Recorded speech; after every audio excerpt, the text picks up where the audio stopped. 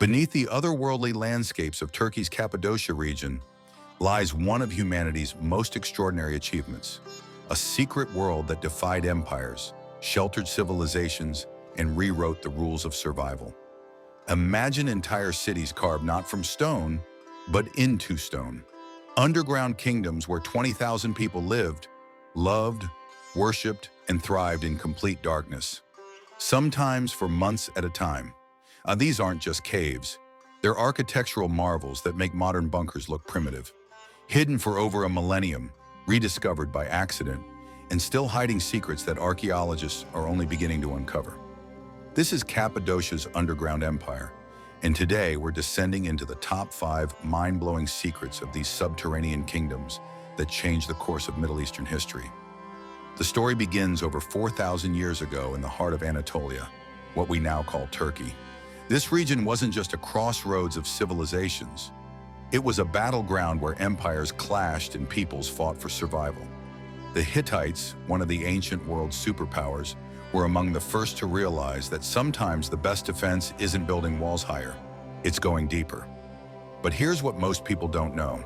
Cappadocia's underground cities weren't born from a single civilization's genius. They're the product of centuries of cultural layering.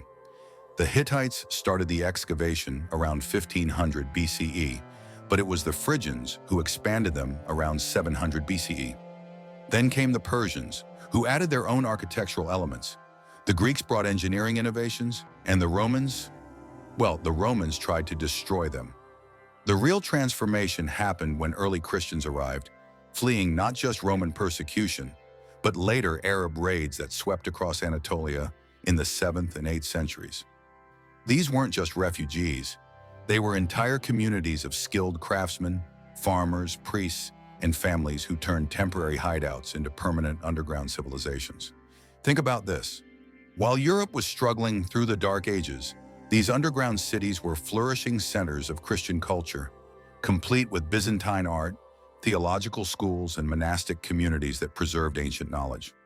Now, after decades of archaeological research and exploration, we've uncovered incredible secrets about how these underground kingdoms actually functioned.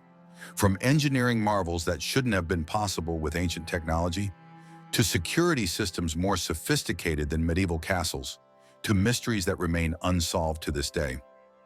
Let's explore the 5 most astonishing discoveries that reveal just how advanced and mysterious these subterranean civilizations really were. Number 5. Engineering marvel, cities that defied physics. Derinkuyu, the largest discovered underground city, isn't just impressive. It's physically impossible by ancient standards, yet here it stands. Or rather, here it descends. 18 stories deep, reaching 85 meters below ground, housing an estimated 20,000 people with room for 50,000 in emergencies. But the real marvel isn't the size, it's the engineering. These weren't random caves. Every tunnel, every room, every corridor was precisely planned. The city had distinct districts, residential areas on the upper levels where families lived in multi-room apartments carved from solid rock. Commercial zones with workshops where artisans created everything from pottery to textiles. Religious quarters featuring over 600 entrances to churches, some with elaborate frescoes that still survive today. The agricultural section is what blows my mind. They created underground stables for hundreds of horses and cattle, complete with feeding troughs and waste management systems. Wine cellars stored thousands of amphorae, and grain storage rooms could feed the entire population for years.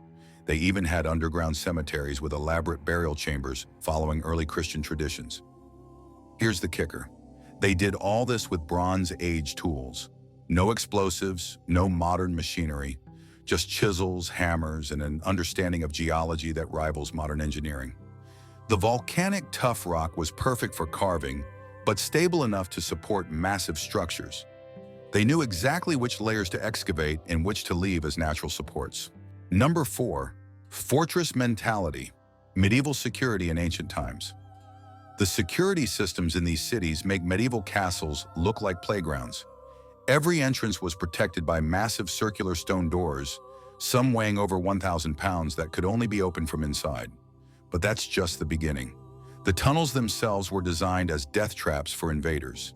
narrow passages that forced attackers into single file, where defenders could pick them off one by one, false corridors that led to dead ends or sudden drops into pits, hidden chambers where defenders could launch surprise attacks, then disappear back into the labyrinth.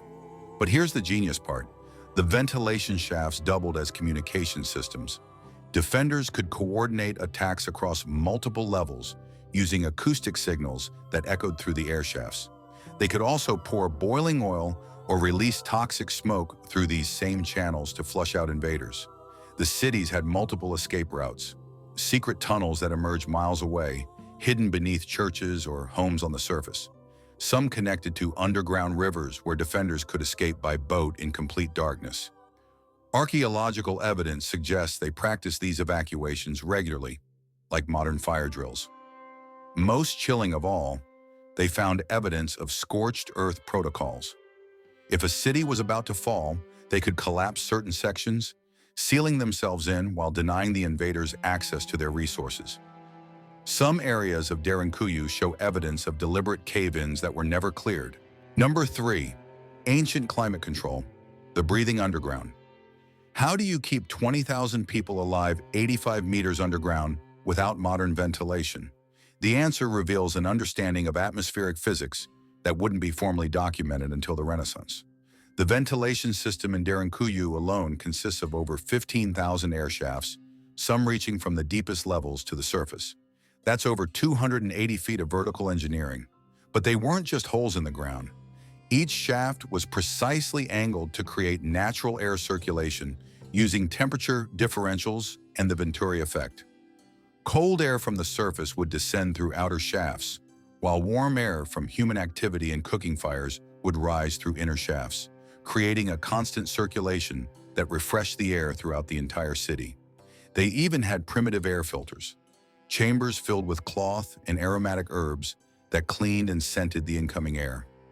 The temperature control was equally impressive. The deepest levels maintained a constant 55 to 60 degrees Fahrenheit year-round, while upper levels varied with the seasons. They used this thermal layering strategically: food storage in the coolest areas, living spaces in moderate zones, and workshops in areas where they could manage heat from forges and kilns. Water management was integrated with the air system. They carved channels that directed groundwater through specific areas to increase humidity in dry seasons and reduce it when needed. Some areas had primitive steam heating, hot stones placed in water channels to warm specific sections of the city. Number 2, the Great Underground Network, a subterranean empire. Here's where the story gets really wild.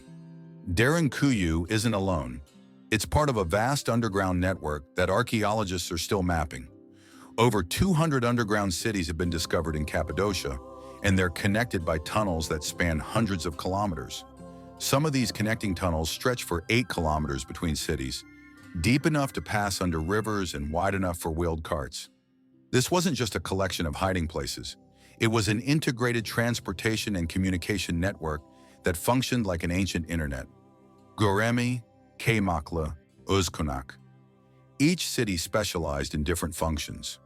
Göreme was the religious center, with elaborate underground churches and monastic schools. Kaymaklı focused on crafts and trade, with workshops that produced goods sold across the Byzantine Empire. Özkonak was the military stronghold, with the most sophisticated defense systems. They could move people, goods, and information across this network without ever surfacing.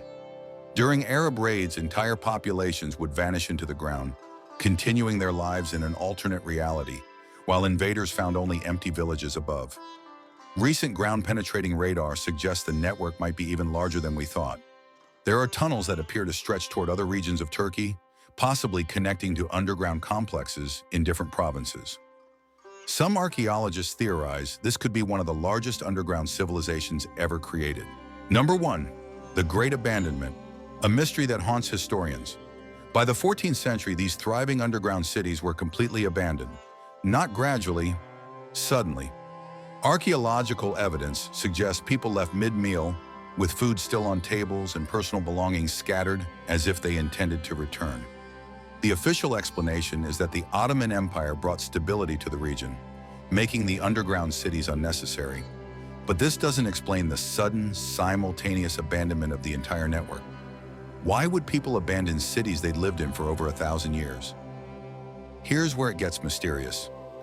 Ottoman records from the period mention sealed chambers and forbidden depths in the region. Local folklore speaks of sections of the cities that were deliberately collapsed, not by invaders or earthquakes, but by the inhabitants themselves. Archaeological teams have encountered areas of Derinkuyu that were intentionally sealed with different types of stone, using construction techniques that don't match the rest of the city. Ground-penetrating radar shows large voids behind these seals, entire sections that remain unexplored. In the 1960s, a Turkish archaeological team attempted to breach one of these sealed areas in Derinkuyu. Their reports, which were classified by the Turkish government, allegedly described chambers filled with artifacts that didn't match known Byzantine or Islamic cultures. The project was suddenly discontinued, and those sections remain sealed today.